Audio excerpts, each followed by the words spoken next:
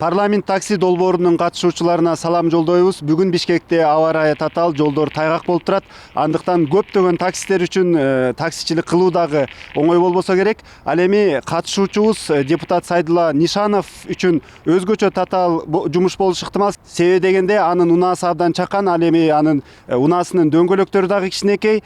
Сиз мынакей азыр таксичилик кыласыз. Кайсыл багыттарга ошол айдайын деп турасыз? Кайсы багыт болсо боло берет. Мен 90-жылдан бери өзүмүн жеке машинем бар. Ал эми 2005-жылга чейин депутат болгонго чейин сиз ишкерчиликте да жүргөнсүз. Эмне үчүн мындай жөнөкөй анан чакан унаа айдап жүрөсүз? Кыргыздарда мыкты сөз бар. Көрбөгөндүн көргөнү курусун деп.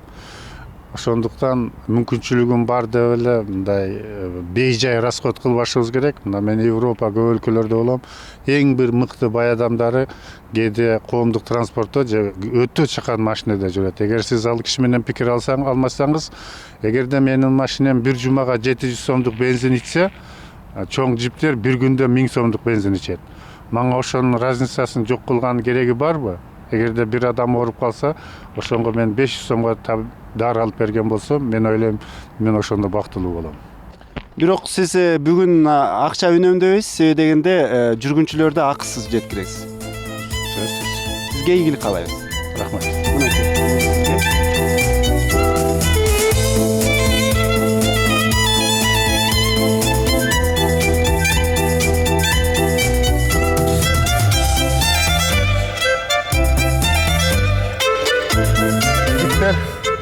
Мен жогорку кеңештин депутатымын. Мына бизде ушул жогорку кеңеште ушундай проект бар. Ар бир депутат ушул шайлоочулар менен бир маселени чечкенче ушул шайлоочуларыбызды каалаган жерине жеткирип коюу акысыз. Мен ошол милдетти бүгүн аткарып чыктым. Менин атым Сайдулла Нишанов, жогорку кеңештин Ата Мекен фракциясынын депутатымын. Сиздер кайсы жерден келдиңиздер? Биз Нижний Аларчадан келдик элек, больницагачы. Бул жак тапабыз ооруп, ошону көргөнү келдик элек. Ден соолугу жакшыбы? Кудайга шүгүр кичине түзүк. Канча жашта апаңыз? 65-те.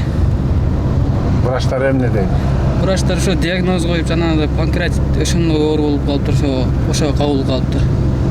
Ошого анан кийин дары-дармегин алып берип, жана кымбат дарыны жазып берип атат. Мүмкүнчүлүк барбы алып бергенге? Мүмкүнчүлүгү аракет кылып атабыз ошону. Жакшы экен. Эми апаңыздар жакшы болуп кетсин, дары-дармегин алып бериш керек. Сиздерде кандай ойлор бар, пикирлер бар депутатка, мага мисалы депутат катары? Азыр шаарда бүт эле 80-90% эле правый руль болуп кетпедиби? Ушуларды 2018 мен өтөбүз деп атпайбы? Жоёбуз деп. Жоёбуз деп. Анан таксисттер өткөндө телевизордон айтып калды. Биздин ишибизди берсеңер, анан кийин. Чын эле, алардын айтканы деле туура. Бизде азыр жумуш жок негизичи. Алардын 5тен, 6тан, 4төн балдары бар. Эгер ушулар оң жактагы рульдү баарын уруксат бербей койсо, алар кантип неме кылат дейм да. Бала чакасын багып, акча табышат. Негизи бул туура. Биз бир тартипте, бир стандартта жашашыбыз керек.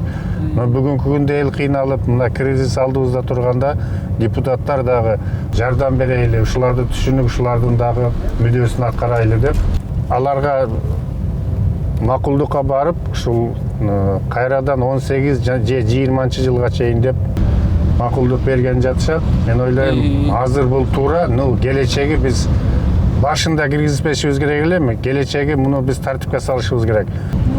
Ошондой бир чекке токтой берип, өзүңүзгө ыңгайлаштырып. Сизге чоң рахмат байке, ишиңизге ийгилик, өмүрүңүз uzun болсун, ден соолук ар дайым. Болду, жакшы. Апаңар жакшы болуп калсын. Жогорку кеңештин депутаты бизге окшогон карапайым адам менен маек куруп, чогуу жүрүп, ошонусу жакты мага.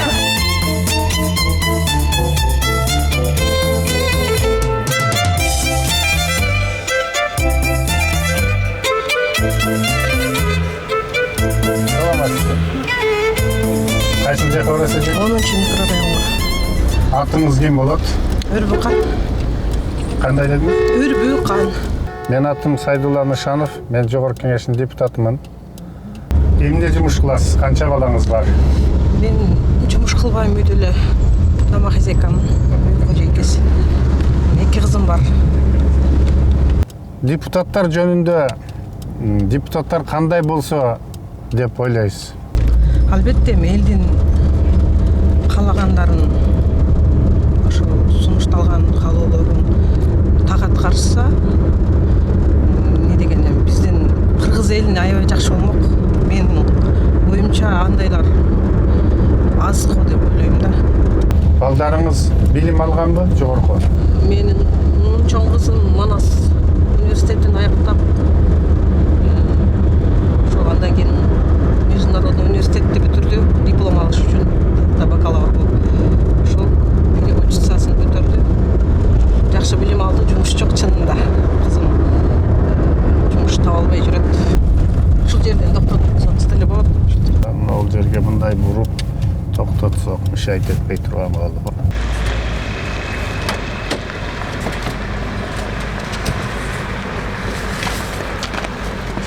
Депутат мырза, таксичилик жактыбы сизге?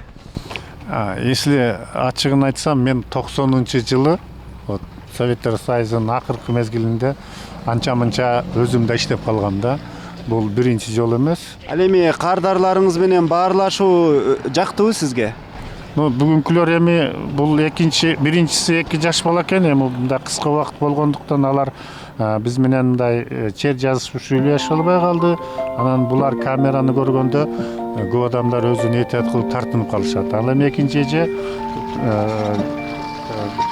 азыраак тартынып мындай жазылып сүйлөшө албады, себеби камеранын өзүнүн сүрүү болот да, бул көнбөгөн киши үчүн. Анан жолубуз да кыска болгондуктан анча мен оюмча жазылып сүйлөшө албады, бирок өзлөрүнүн ойлорун, пикирлерин кыска билдиргенге аракет кылышы. Эми ар бир адам жаратылышта ар кыл болот да, кээ бири булбулдай сайрап йөрүшү мүмкүн, кээ бири чоң атадай болуп акыл үйрөтүшү мүмкүн, кээ бири билген адамдар да тартынып калышы мүмкүн. Ошондуктан мен ойлойм, бир топ тартынчаак клиенттерибиз бололу.